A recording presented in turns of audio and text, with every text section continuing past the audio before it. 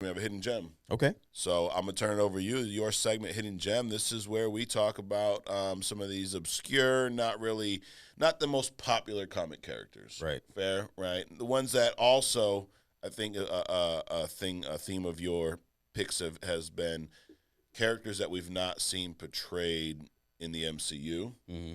or the DCU, EU, Right. and characters that have not been done justice on screen. Pretty Right. much is like you've had Doctor Doom on here. Mm-hmm. We've seen him on screen, Right. but I don't think they did him justice. No. You didn't have Iron Man on here, Right. So Adrian, hidden gem. What do we got? Hidden gem for this week is related to the X-Men, literally. This character, he came on my screen when I started reading comics back in, I don't know what year it was, but when I first started picking up comics. Okay. And How old were you when you first started reading comics? when I first started reading comics, I was probably 15. Okay. Right? So I had eventually I had a pile of them. I would walk home from school and swing by the pharmacy. They Yeah. had like a spin rack. Mm-hmm. You can just walk in there and look at the comics and stuff like that. And hopefully you got through most of it before they chase you out for Yep. reading in the store. Yep. But this character came on my radar in the X-Men. The character this week is Havok. This is Alex Summers, Scott Summers' brother. There's a lot of trauma in comics, apparently. Yep. So this guy, he and his brother, so Alex and Scott were on a plane with their father, who was a Air Force person. They were on their own private plane, Okay. and they got attacked by basically aliens. And the boys were thrown off the airplane by their parents in order to save them. Mm-hmm. They landed on this island. They were rescued. The mother was eventually taken hostage and eventually killed. But in the meantime, her unborn fetus was harvested by this alien who became another, mutant. But Scott and Alex, they got thrown into the system, and they were separated. Their mutant powers came out individually, separate from each other. Yeah. At some later time, and then they eventually hooked back up through Xavier, the X-Men, so on and so forth. They realized they were their brothers, and so on and so forth. And then they had this third one somewhere out in the universe. So, like Batman, like Superman, like Spider-Man, a lot of trauma Yeah. early on in their life, and it kind of shaped them as an adult. So, Havok has the ability to absorb, and he absorbs cosmic energy constantly through his body, kind of like Superman stores solar energy. He absorbs cosmic energy, and he can release that energy. Now, how he got the name Havok was that initially he was unable to control his power. It was just released, and it was like super destructive. Yeah. I've seen comics where he's, put holes in mountains. Yeah. One time I forget what kicked it off, but he had to run outside because he felt this energy buildup happening. And when he released it, it was like a laser beam being shot off. So you can imagine a laser beam like the size of the Empire State Building, Yeah. right? And when he released the energy, he kind of like passed out, but he was in the middle of a glass field because he had turned everything around him to this glass. Wow. So very, very powerful. Matter of fact, his brother, Scott, they have kind of the same powers, but not really. Mm-hmm. So Havok's power is absorbing cosmic energy and releasing it, but it's not concussive force. Yeah. It's like a heat plasma. Okay. So whatever it touches, it destroys, breaks it down, so on and so forth. Yeah. However, Scott's, who is Cyclops, right? Yeah. He releases his energy out of his eyes. Yeah. Havok releases his energy out of his entire body, omnidirectionally. It's actually more taxing for him to release it, on purpose, like through his arms or his feet, which he can use it to fly, right? Yeah. But Scott and Alex, they cancel each other's powers out. So Havok can't hurt Scott, and Scott can't hurt Havok. Really? Interestingly, right? So, but obviously Scott went on to have more control over his power than, even though he doesn't really, he uses a tool, He's a visor, the yeah. visor to Yeah. control his power. Alex uses his suit to Yeah. control his power, right? So they really both don't have control over their power. Like Scott can't look at somebody, and even though Jean psychically blocked his power one time, she was like, I want to kiss you, and he's like, I want to look in your eyes, and Scott was like, no, like a little bitch. Yeah. No. So, but she held his optic blast back without his visor. Which we saw in, speaking of the shitty Dark Phoenix movies, Uh-huh. I think it was not First Class, the third X-Men movie, Last Stand. Okay. Where that she does the same thing, where she's like, open your eyes or whatever. So they pulled it from the comics. Right, but, right, which is cool. Yeah. So imagine the power. So if you can like shoot something from your body that can destroy mountains, imagine the power that someone like a Jean Grey would have, even before the Dark Phoenix stuff. Right. The power that she would have in order to hold that kind of stuff back. So Alex, he's considered an alpha level mutant.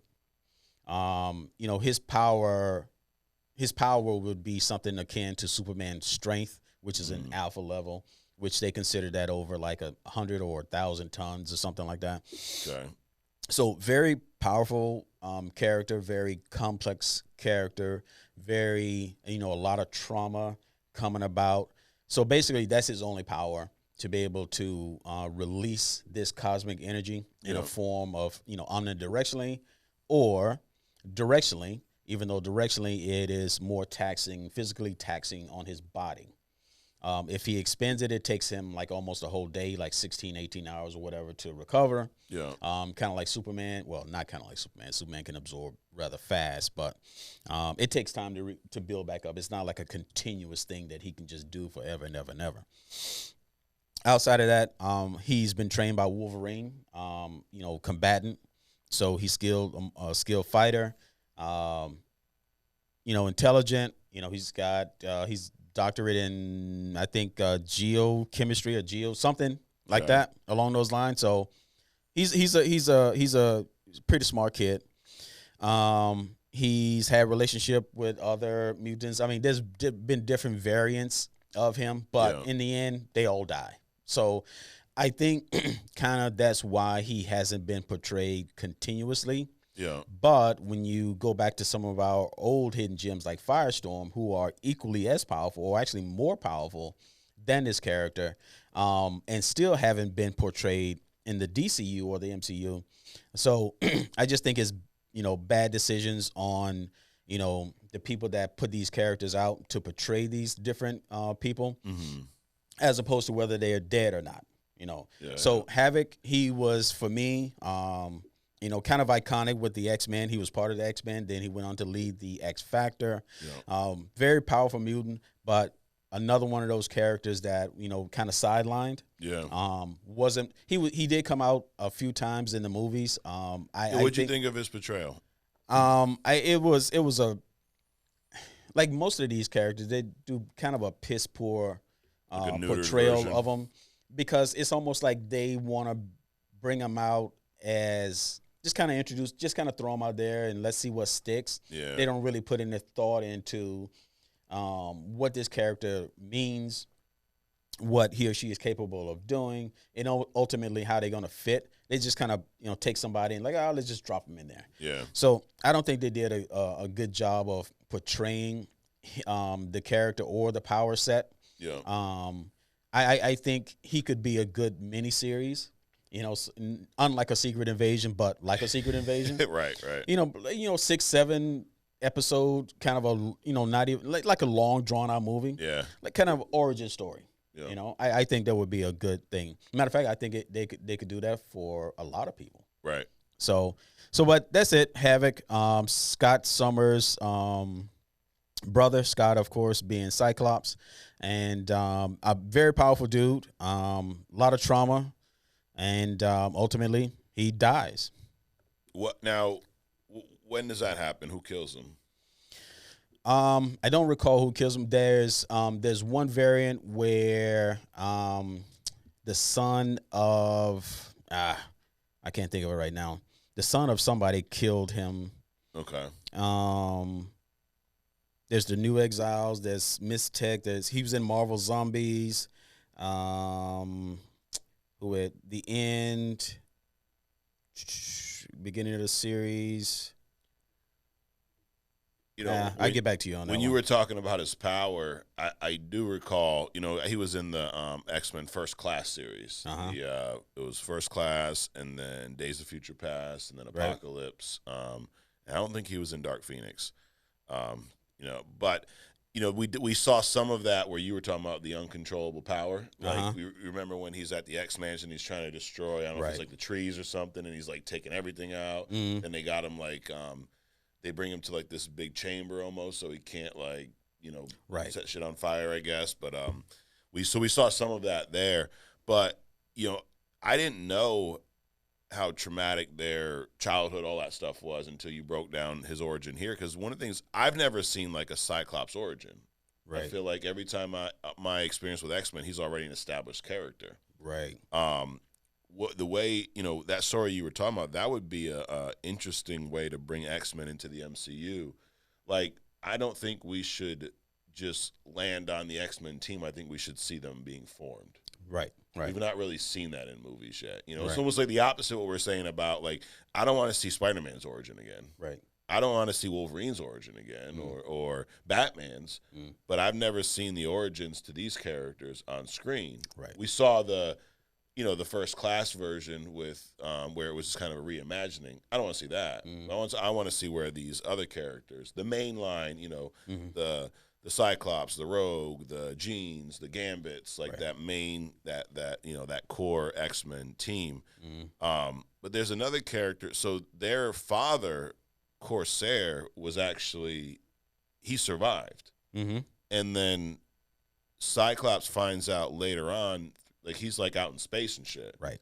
And I want to say it's part of the Dark Phoenix or the Phoenix story maybe, or something. It's when the X-Men are fucking around in space, right? But then he finds out after they've kind of had some interaction that that's his father. How do you feel about that character, Corsair? I liked him. He was like this spacefaring, swashbuckling dude. Yeah. So that was interesting. That was interesting in like Luke finds out that Darth Vader is his father. Right. Or Quicksilver and Wanda finds out that Magneto is their father. So, you have all these twisted, things that come up from the past. I like that. Even somebody like Corsair, that would be an interesting like little mini, kind of tie all these things together. I think, like I said, I think they should have like the Disney and the Netflixes. Is that what Netflix is? You just made it up. It is now. The Netflix platforms do these little deep dive miniseries. I like to see something on Kurt Wagner. Nightcrawler. Yeah. The Angel / Archangel. I mean, do the miniseries there and leave the big screen for the the major interactions and stuff. Hey, I'd be down with that if the MCU did a series of X-Men shows on Disney Plus. Oh yeah.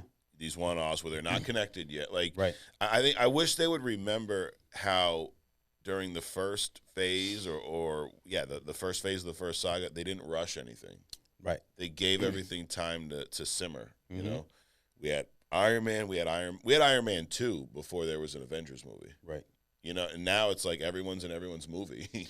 Well, it's this whole AI, like I said, the whole AI 3D printed houses, that kind of stuff. They're trying to, instead of taking the time and having, it's like having the Old Testament and New Testament being taught at the same time. Right. So the Old Testament is the traditional stuff, how they make movies, push it out, keep doing that, but you got to spend money. Use that research and development budget. That's your, AI and 3D printers. Yeah. You develop this stuff alongside the Old Testament so that once it gets to the point that it's mature and functioning, then you can integrate Old and New Testament, then eventually getting rid of Old Testament. You just don't, as soon as the new toy comes out, oh, we got AI now, so let's fire everybody. Right. So you don't just immediately implement, New Testament. It's not going to work. Right. Absolutely. Well, there's our hidden gem. If you like that, check out the hidden gem playlist where you can see more of Adrian breaking down these obscure kind of characters who've not been done justice, I guess is kind of the theme. Right. But I would be all for seeing Havok, a version of Havok in this X-Men launch in the MCU. So we already we gave him a story right there. We've given them like pitches here on Only Comics. Oh, absolutely. So there's another one for you. The Cyclops, Havok, Corsair story.